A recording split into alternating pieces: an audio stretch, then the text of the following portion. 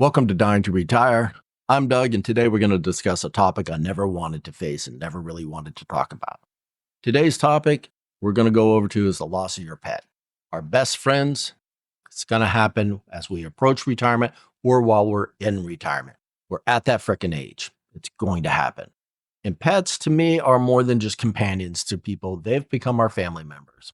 Do me a favor, stay to the end because I'm going to put links to some websites you can go to look up about pet loss, cope with the loss, all the wonderful psychological phrases people use, but they're going to be websites at the end. Use them. Hopefully they'll help. So let's dive in. I'm going to cover this first part, and apologies to any of the women listening and watching out there, is I'm going to do this from a man's perspective because there's a unique bond between a man and their pet, especially if it's a dog. And I'm going to first cover it this way. Pets in retirement, they're more than companions. They're vital. They help us do a lot of stuff.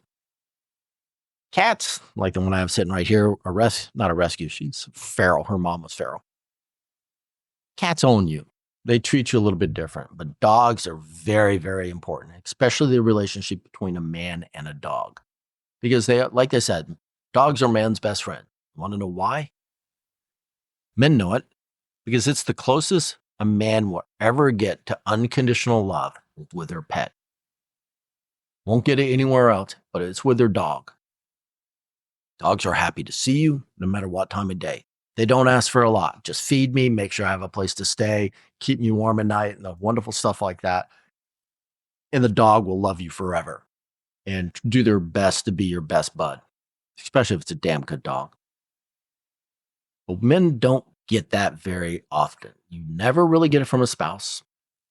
You never get it from a family member, a few maybe, but not a lot. You don't get it from the workplace. Really don't get it from the workplace. So you guys know what I'm talking about. The dog can be an emotional anchor. They provide comfort when it's scarce for most of us men. And we're men, we're told to be stoic, and nonverbal pet communication between both of us, your pet and yourself, it helps us have an emotional solace that we can use. Now, reason why I think pets are very, very important. Okay. I'm going to put it like this. When we got our dog in 2007, later in that year, my brother-in-law passed. And if it was not for we needed to take care of that young puppy, my wife would have spiraled a little bit. And why did her brother die? And he died a young man. Why did it happen? Why did it occur? But we had the responsibility to pet and help take that mental load, that anguish off, because we had to refocus it towards taking care of the dog. That helped a lot. Also have a close family member who has addiction issues. And he got to a point, his children were grown, not married, but he had two dogs that he loved. And he kind of realized he had to get straight to be able to take care of those dogs. Those dogs were through him, saw him do probably some stupid shit. The dogs stayed his dogs and loved them. And he realized he had to get his act together to take care of his dogs. And unfortunately, he lost the last one this year. Also have a young gentleman friend of mine, also a fellow Marine, my son's age, Iraq, Afghanistan era veteran, and suffers from PTSD. He has a dog. Work sucks. You've heard me talk about it, the toxicity in many of the workplaces, especially in the federal government. He has that dog to go home to. Luckily, he's single. Stay that way. Marriage can be hell. It's a joke. Don't get mad. But he has that dog to take care of. He can go home, go jogging with the dog, take care of the dog. Dog's never going to judge. He can talk to the dog about how shitty the day was, how that boss, or even when I was there, was an asshole for the day. Dog's never going to judge. Never going to say, quit your bitching, quit your lying. A dog will never say, suck it up, buttercup. Probably thinks it once or twice, but it never says it out loud. And if you hear your dog talking, you may have an issue. Right? It's kind of there. And for me, come home after a hard day, I always took out my dog for a walk. Wife didn't want to hear how shitty my day was. She would want to tell me her day, but she really didn't want to hear mine. If the wife got mad at me, I could always take the dog out for a walk. Me and the dog used to love walking the perimeter around the house. We have a small yard, so we'd walk the perimeter because it was his. But you could have that time to talk to the dog, and the dog was never judging. So it's a fantastic release for men to talk to the animal, a dog, without fear of being judged. Again, that unconditional love, that unconditional respect that an animal will have for you, the dog. Now, I know we have that stoic face that we have to put on, that emotional reality that I just briefly covered ahead of time. We men are told not to show emotions, and our pets bring it out. They'll let us to be a little bit, even if it's with just them. So while there may be societal pressures to remain stoic, the pain of losing a pet is real. Don't hide it.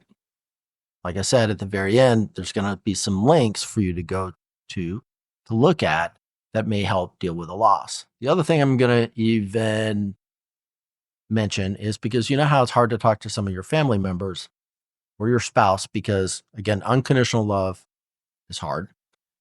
People will judge you for being emotional. We know that. If you shed a tear, you'll be emotional. Shit, look what they did to Alexander the Great. They said, hey, he shed a tear, how many thousands of years ago about a loss of his brother in arms, person he grew up with. And now they said they had a certain type of relationship. Stupid on steroids. So I'm going to offer this one. Go to AI. I mean, I have Twitter, so you have Grok, but you have ChatGPT, you have Perplexity. There's a few others, and I'll list them at the back end as well. You can go to those and put in how you're feeling and talk in there. It's kind of like going to a therapist without having a therapist, without having the therapist's money you have to pay. They're not going to be judging. They're going to give you straightforward answers. They're not going to hold it against you for another day. It's not, oh, you got mom issues. No, they're not going to say that shit. Doesn't do any of that. There may be a database collecting shit somewhere, but it's got so much stuff going on. You're a needle in a stack of needles. So don't worry about that. So highly recommend doing that because the next part is one of the hardest part, and I'm not going to delve too deeply in it. It's recognizing the signs. We know what we're talking about. We don't have to go into the specifics, but we know the signs. Difficulty in mobility, confusion, the quality of life isn't there for our dog. That's when we have to no longer be selfish about what the dog gives us. And now we have to make that hard decision for our dog. We all want our animals to die peacefully at night in a good sleep. It's not always going to happen that way. You're going to have to be able to take it to the vet, have it humanely put down. That's one of the things that you're going to have to do. It is your best friend. It's hard because that animal has always expected safety and had safety and comfort from you. Whenever that dog went to the vet or your pet went to the vet, it always knew, even if it was there for a few hours or a day, you came and took it home, back to its home. And you're going to be doing that. But what's coming back are the ashes, not the dog. So it's rough, but you're going to have to push through that. So highly recommend, like I said, the different AIs and the links I'm going to have at the end to look at those and go through them. And it's non-judgmental on there because you're going to have a lot of emotion going through you. No shit. But you're not going to get suck it up buttercup. And if any comments like that, suck it up buttercup and this, guess what? I'm going to hit fucking delete. I don't care. All right. Lastly, let's wrap all of this up. Losing your pet is like losing a piece of your heart. It is losing a piece of your heart. And it is okay to grieve, especially as men. It is okay for us to grieve. Let that shit out. Do it whatever way you can. Like I said, AI, go to these websites here we're about to put up. Do any of that, but it's okay. Also recommend sharing your stories about your pets. That's one of the best things. It's like sharing your stories of your best friend. The funnier, the better, because that's how you should remember your dog, not when it wasn't feeling as well and do at its best. Now, this is where you can do me a favor. If you're experiencing this loss, your story is yours to share or keep. If you want to, please put it down in the comments section. I'll make sure I'll delete. If anybody's being stupid, because there's always stupid people out there, let me know. I'll take them out. Share your stories, share your photos, anything you want to do it. Just put them in there, especially men. Do it. That's all for today. I'm Doug. This is Dying to Retire. Do me a favor, like, subscribe, and I'll catch you in the next episode.